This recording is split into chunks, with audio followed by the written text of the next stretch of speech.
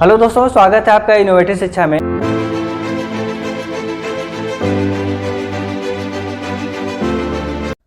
Hello दोस्तों, स्वागत है आपका इनोवेटिव शिक्षा में। आज की इस वीडियो में हम कंटिन्यू करने वाले हैं class 9th mathematics chapter 1 number system.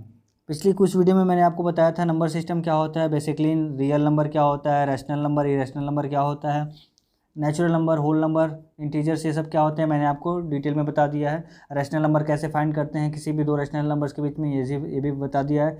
आज की इस वीडियो में हम पढ़ेंगे इरेशनल नंबर क्या होता है और इरेशनल नंबर्स को नंबर लाइन पे कैसे प्लॉट करते हैं, इनके बारे में इन्फॉर्मेशन गेन करेंगे। तो चलिए स्टार्ट करते हैं आज का वीडियो और समझते हैं पहला topic, what is an irrational number. तो इरेशनल नंबर के बारे में आपको पता ही है कि वो रैशनल नंबर का उल्टा होता है। रैशनल नंबर को p/q के फॉर्म में लिखा जाता है और p और q क्या होते हैं, इंटीजर्स होते हैं। बट इरेशनल नंबर के केस में इरेशनल नंबर एक नंबर होता है जिसको हम क्या करते हैं, p/q के फॉर्म में नहीं लिख सकते। मतलब एक ऐसा नंबर है जिसको क्या कर सकते हैं, p/q के फॉर्म में नहीं लिखा जा सकता। ऐसे नंबर्स को क्या कहते हैं, इरेशनल नंबर्स कहते हैं। एग्जाम्पल के तौर पर बात करें, √2, ठीक है। √2 क्या है, एक इरेशनल नंबर है क्योंकि हम इसको p/q के फॉर्म में नहीं लिख सकते। अब जो √2 की वैल्यू होती है वो क्या होती है, वो डेसिमल में आती है। अब डेसिमल में कैसा आता है, 1.414 ऐसे कुछ आता है और चलता जाता है, ठीक है। आगे की वैल्यू हम कैलकुलेट करेंगे तो पता चल जाएगा, ठीक है। ऐसे ही √3 की वैल्यू भी डेसिमल में आता है, √5 की वैल्यू भी डेसिमल में आता है। ये सब के सब क्या होते हैं, इरेशनल नंबर्स होते हैं क्योंकि इनको p/q के फॉर्म में लिखना पॉसिबल नहीं है। साथ में ही अगर बात करें पाई क्या होता है, पाई भी हमारा इरेशनल नंबर है। इसकी वैल्यू जो अप्रॉक्सीमेटली होती है वो 3.14 ये होता है जब कैलकुलेट करेंगे तो, ठीक है। और साथ में ही ये जो नंबर लिखा हुआ है 0.10 110 1110 11110, ये सब क्या है, ये एक इरेशनल नंबर है, ठीक है।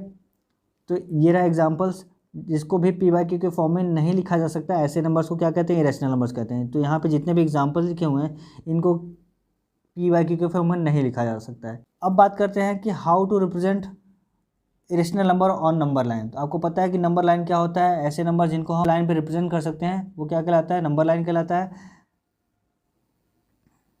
तो यहाँ पे करना है √2 को नंबर लाइन पे रिप्रेजेंट। तो कैसे करेंगे, किसी भी इरेशनल नंबर को अगर वो रूट में है तो उसको रिप्रेजेंट करने के लिए आपको क्या आना चाहिए, उससे पहले रूट को रिप्रेजेंट करना आना चाहिए। तो यहाँ पे आपको क्या करना है, √2 रिप्रेजेंट करना है नंबर लाइन पे। तो √2 रिप्रेजेंट करने से पहले आपको √1 की वैल्यू रिप्रेजेंट करनी आनी चाहिए नंबर लाइन पे, ठीक है। तो √1 की वैल्यू को रिप्रेजेंट करना आसान है। √1 की वैल्यू कितनी होती है, 1 होती है। तो आप इसको रिप्रेजेंट कर पाएंगे और इसकी हेल्प से ही क्या करेंगे, हम √2 की वैल्यू को रिप्रेजेंट करेंगे नंबर लाइन पे। तो चलिए सबसे पहले हम 1 को ही रिप्रेजेंट करते हैं, उसके बाद से फिर √2 को रिप्रेजेंट करेंगे। तो एक नंबर लाइन बना लिया जाता है, उस नंबर लाइन पे नेमिंग कर देते हैं 0 1 2, ठीक है। आप चाहें तो आगे भी कंटिन्यू कर सकते हैं, नेगेटिव साइड में भी जा सकते हैं, -1, ठीक है। अब आपको करना क्या है, सबसे पहले √1 मतलब 1 को रिप्रेजेंट करना है नंबर लाइन पे। तो आपको दिख रहा होगा नंबर लाइन पे 1 है कहाँ, सीधा सीधा आप रिप्रेजेंट कर सकते हैं वहीं पे और उसकी कुछ नेमिंग कर सकते हैं। तो मान लेते हैं मैं यहाँ पे नेमिंग कर देता हूँ इसकी A, ठीक है।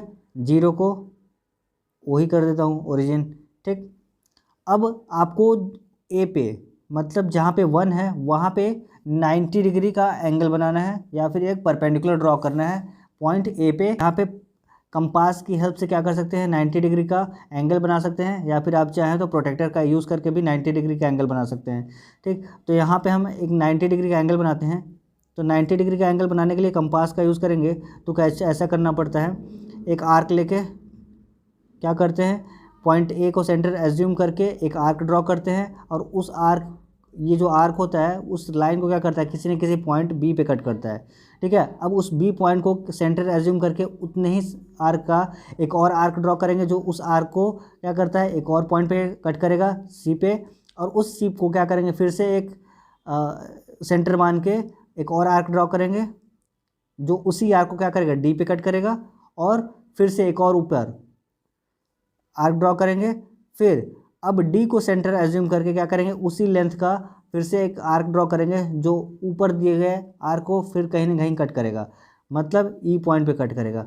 अब अगर A और E को मिलाएंगे तो एक लाइन बनता है और वो क्या होता है, परपेंडिकुलर होता है किसके, ये जो लाइन एम दिया हुआ है उसके परपेंडिकुलर होता है।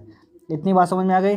अब क्या करेंगे, जब परपेंडिकुलर ड्रॉ हो जाता है उसके बाद ये जो 0 से 1 यूनिट का जो लेंथ दिख रही है उसको कंपास में सेट करेंगे और ए को सेंटर एज्यूम करके इस परपेंडिकुलर लाइन पे 1 सेंटीमीटर का आर्क लगाएंगे। तो मान लेते हैं यहाँ पे कट कर रहा है आर्क लगाने के बाद, तो ये पॉइंट कौन सा हुआ, ये पॉइंट हो गया हमारा एफ। ठीक, अब ओ और एफ को मिलाएंगे, तो जब ओ और एफ को मिलाएंगे तो ये जो लाइन बन रहा है ओ एफ, यही हमारा क्या है, यही √2 है। कैसे, क्योंकि आपने पाइथागोरस थ्योरम पढ़ रखा होगा। पाइथागोरस थ्योरम में क्या होता है, अगर ये 1 सेंटीमीटर है और ये 1 सेंटीमीटर है तो पाइथागोरस थ्योरम की हेल्प से आपके पास ये जो लेंथ आता है एक्स वो कितना आता है, तो Pythagoras theorem says that hypotenuse square equals to base square plus perpendicular square. ये होता है हाइपोटेनियस स्क्वायर चाहिए, मतलब एक्स स्क्वायर की वैल्यू चाहिए, तो बेस कितना है 1 स्क्वायर प्लस 1 स्क्वायर, यानी कि क्या आएगा, ये 2 हो जाएगा एक्स स्क्वायर, और एक्स की वैल्यू कितनी आ जाएगी यहाँ पे, एक्स की वैल्यू आ जाएगी √2 पॉजिटिव में, क्योंकि हम पॉजिटिव में मेजर करने वाले हैं। ठीक है, तो ये रहा √2 ऐसे। तो हमने क्या कर लिया, ये 1 सेंटीमीटर का लाइन ड्रॉ कर लिया, फिर एक परपेंडिकुलर ड्रॉ किया है और वहाँ से फिर से 1 सेंटीमीटर का लाइन इस डायरेक्शन में ड्रॉ किया है। उसके बाद से फिर ओ से एफ को मिला दिया, तो जो लाइन बना है वो लाइन क्या है, √2 सेंटीमीटर, √2 यूनिट है। ठीक है, अब √2 की वैल्यू जो भी होगी वो यही है। तो ऐसे हम किसी भी इरेशनल नंबर को नंबर लाइन पे ड्रॉ कर सकते हैं। अभी ये कंप्लीट नहीं हुआ है क्योंकि हमें नंबर लाइन पे रिप्रेजेंट करवाना है। तो अब क्या करेंगे, सेंटर ओ से एफ का डिस्टेंस मेजर करेंगे कंपास में, और ओ से क्या करेंगे, एम लाइन पे एक आर्क लगा देंगे। जहाँ पे भी कट होगा आर्क, मान लेते हैं यहाँ पे कट हो रहा है, ठीक है, यहाँ पे कट हो रहा है, तो यही पॉइंट क्या हो जाएगा, यही पॉइंट हमारा √2 हो जाएगा। ये जो पॉइंट है वो क्या हो जाएगा, √2 हो जाएगा। ठीक है, ओ से लेके कहाँ तक, इस पॉइंट तक, मान लेते हैं ये कौन सा पॉइंट है, जी है, तो O G is what, O G equals to √2। ठीक है, तो ऐसे हम किसी भी इरेशनल नंबर को नंबर लाइन पे रिप्रेजेंट कर सकते हैं। आई होप इतना बात समझ में आया होगा आपको। चलिए √3 की वैल्यू भी ड्रॉ करके देखते हैं और समझते हैं कैसे उसको रिप्रेजेंट करेंगे नंबर लाइन पे। तो सिमिलर प्रोसेस है, जैसे आपने √2 को रिप्रेजेंट किया, अब क्या करेंगे, √3 को रिप्रेजेंट करेंगे, और √3 को रिप्रेजेंट करने के लिए आपको √2 रिप्रेजेंट करना आना चाहिए। मतलब इसी प्रोसेस को हम आगे की तरफ बढ़ाएंगे और √3 रिप्रेजेंट करने की कोशिश करेंगे। अब √3 को रिप्रेजेंट करते हैं, देखते हैं कैसे √3 को रिप्रेजेंट किया जाएगा। तो कुछ चीज़ें मैं वहीं से कंटिन्यू करने वाला हूँ। तो मान लीजिए √3 को क्या करना है, रिप्रेजेंट करना है नंबर लाइन पे। √3 को रिप्रेजेंट करने के लिए आपको √2 रिप्रेजेंट करना आना चाहिए। ठीक है, ये रिप्रेजेंट करना है तो आपको √2 रिप्रेजेंट करना आना चाहिए पहले। तो मैं √2 पहले से ही बना लेता हूँ, उसके बाद से फिर मैं आपको √3 के बारे में समझाऊँगा। तो करते क्या है, इसके लिए एक नंबर लाइन बनाते हैं और इस पर कुछ नेमिंग करते हैं नंबर्स की। तो मान लेते हैं ये हमारा 0 है, ये 1 है, ये 2 है। ठीक है, अब पहले हम √2 की प्लॉटिंग करेंगे। तो √2 की प्लॉटिंग करने के लिए मैंने आपको बताया ही है इसके पहले वाले क्वेश्चन में। क्या करते हैं, ये ए है, ये बी है और ये सी है। पॉइंट बी पे परपेंडिकुलर ड्रॉ करेंगे, तो परपेंडिकुलर ड्रॉ हो गया। ठीक, अब परपेंडिकुलर ड्रॉ हो गया तो पॉइंट बी को सेंटर एज्यूम करके 1 यूनिट का आर्क लगाते हैं इस परपेंडिकुलर पे। तो मान लेते हैं यहाँ पे कट करेगा और यही पॉइंट डी है। ठीक है, ओ डी को मिलाएंगे तो ओ डी ही क्या होता है, ये 1 यूनिट है, ये भी 1 यूनिट है, तो ये क्या हो जाएगा, √2 यूनिट हो जाएगा। ठीक, तो √2 तो ड्रॉ हो चुका है। अब √2 ड्रॉ हो चुका है तो √2 को क्या करेंगे, नंबर लाइन पे लेके आए, इतना यूनिट है, क्या है, ओ डी जितना यूनिट है उसकी लेंथ मेजर करेंगे और ओ से इस लाइन एम पे एक आर्क ड्रॉ कर देंगे। तो मान लेते हैं आर्क ड्रॉ करने के बाद वो कहाँ पे आ रहा है, तो यहाँ पे आ रहा है। ठीक, यानी कि ये क्या है, ओ ई, ये जो ओ ई है वही क्या है, √2 है। ठीक, अब क्या काम करने वाले हैं, √2 की वैल्यू तो मिल गई, O is nothing but √2, O equals to √2, ये है हमको पता चल चुका है। अब ओ ई के पॉइंट ई पे 90 डिग्री का एंगल बनाएंगे, या फिर परपेंडिकुलर ड्रॉ करेंगे। तो परपेंडिकुलर ड्रॉ करने का तरीका है, आप प्रोटेक्टर का यूज़ कर सकते हैं या फिर कंपास का भी यूज़ कर सकते हैं। तो मैं यहाँ पे प्रोटेक्टर का यूज़ कर ले रहा हूँ। तो प्रोटेक्टर का यूज़ करने के बाद से क्या होगा, 90 डिग्री का एंगल कुछ ऐसे बनेगा, ठीक है, सीधा। ओके, अब पॉइंट ई को सेंटर एज्यूम करके 1 यूनिट का लेंथ, 1 यूनिट का लेंथ का मतलब ओ से लेके 1 तक, या फिर ए से लेके बी का डिस्टेंस मेजर करेंगे और ई पॉइंट को सेंटर एज्यूम करके इस परपेंडिकुलर पे उतना ही आर्क ड्रॉ करेंगे। तो आर्क ड्रॉ करने के बाद से वो इस परपेंडिकुलर को मान लेते हैं एफ पॉइंट पे कट करेगा।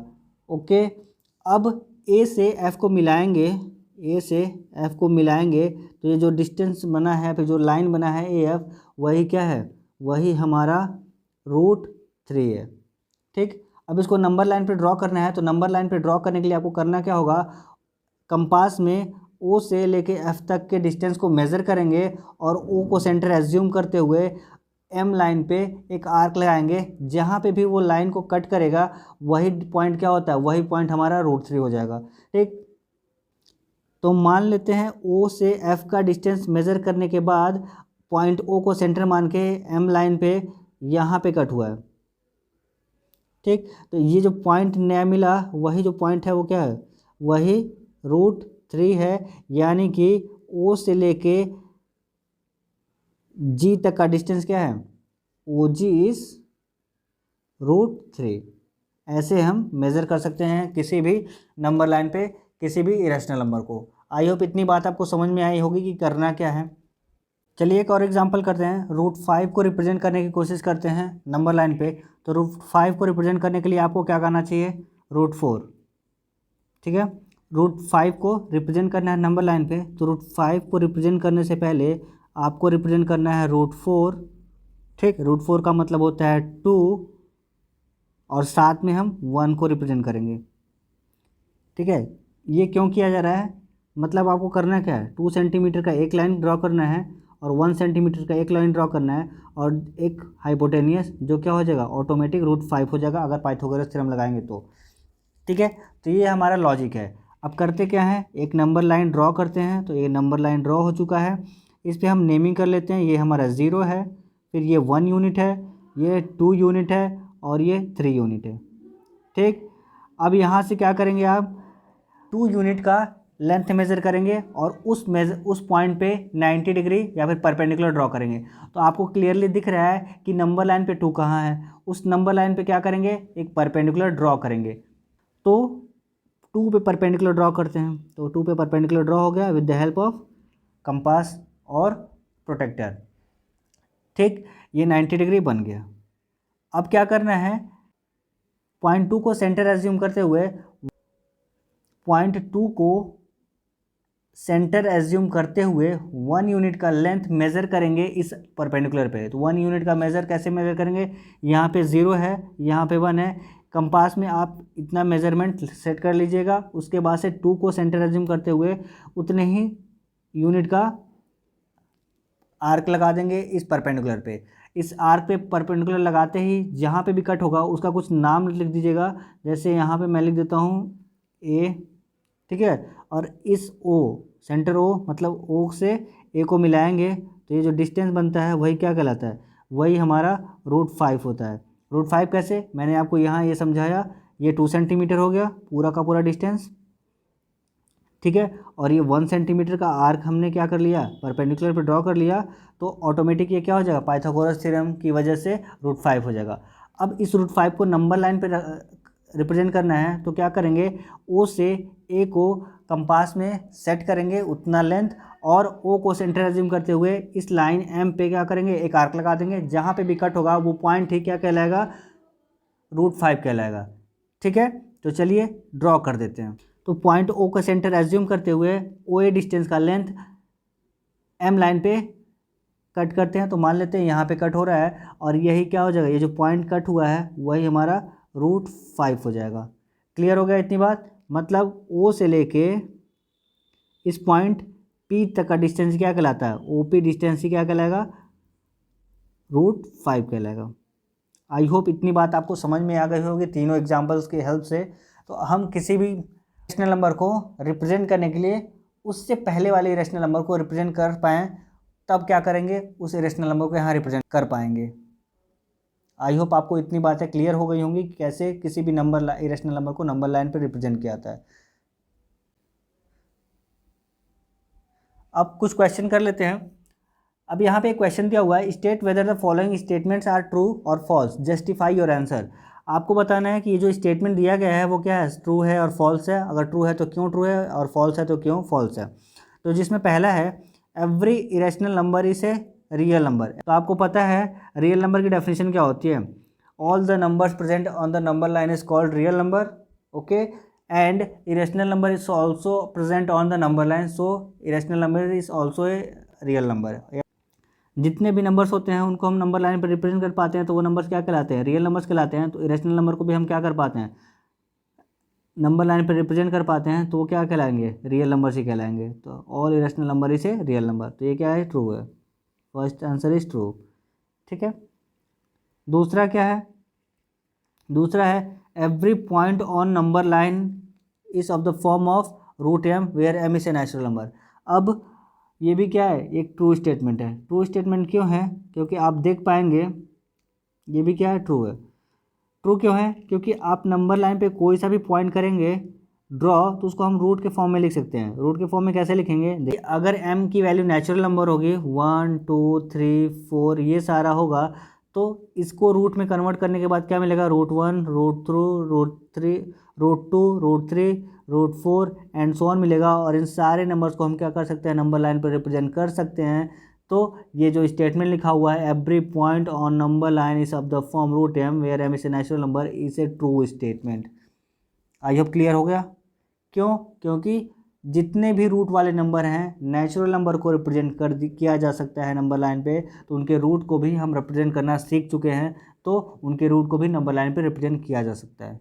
इस वजह से क्या स्टेटमेंट ट्रू है, ठीक है। नेक्स्ट क्वेश्चन करते हैं, every real number is an irrational number. अब यहाँ पे कह रहा है कि सारे के सारे रियल नंबर्स क्या होते हैं, इरेशनल नंबर्स होते हैं। अब ये तो पॉसिबल है नहीं। क्यों पॉसिबल नहीं है, क्योंकि रियल नंबर्स को हम क्या कर सकते हैं, अलग अलग तरीक़ों से मेज़र कर सकते हैं। तो ये हमारा 2 क्या है, ये नेचुरल नंबर है, ठीक है, लेकिन √2 क्या है, इरेशनल नंबर है। तो ये तो हमारा रियल नंबर है, ये भी रियल नंबर है, तो सारा का सारा रियल नंबर इरेशनल नंबर तो नहीं हुआ। इरेशनल नंबर क्या होगा, कुछ ही होंगे। जैसे √2 क्या इरेशनल नंबर है, लेकिन 2 क्या है हमारा रियल नंबर है। इसका मतलब जितने भी रियल नंबर्स होते हैं वो इरेशनल नंबर नहीं होते हैं, बट इसका जो कन्वर्स होता है सारे के सारे इरेशनल नंबर्स या फिर सभी इरेशनल नंबर क्या होते हैं, रियल नंबर होते हैं, ठीक। But every real number is not an irrational number. तो ये स्टेटमेंट क्या हो जाएगा, ये स्टेटमेंट फॉल्स हो जाएगा।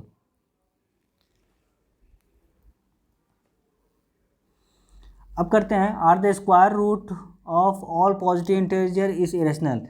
ये सही है कि फॉल्स है। तो बात कर लेते हैं कुछ एग्जांपल्स के थ्रू। तो मान लेते हैं हमारे पास क्या है, पॉजिटिव इंटीजर्स हैं 1 2 3 4 5, ठीक है, इतने से काम चल जाएगा। अब देखिए कह रहा है कि इनका स्क्वायर रूट, तो स्क्वायर रूट क्या हो जाएगा, 1 हो जाएगा, इसका स्क्वायर रूट 2 होगा, इसका स्क्वायर रूट 3 होगा, इसका स्क्वायर रूट 4 होगा, इसका 5 होगा, और ऐसे चलते जाएंगे। तो are the square root of all positive integer is irrational. तो ऐसा नहीं है, ये स्टेटमेंट क्या हो जाएगा, फॉल्स हो जाएगा, या फिर यहाँ पे क्या होगा, आंसर नो में आएगा। नो, क्यों नो आएगा, क्योंकि यहाँ पे 1 का स्क्वायर रूट क्या होता है, वापस से 1 होता है, और 1 क्या है, इरेशनल नंबर नहीं है, ओके।